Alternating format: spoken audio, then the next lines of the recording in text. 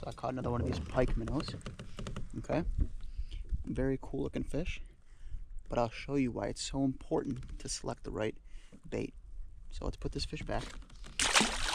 When I caught it, it spit out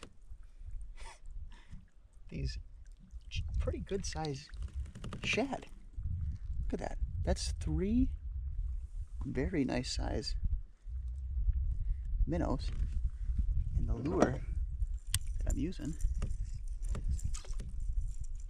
is this. Look at that.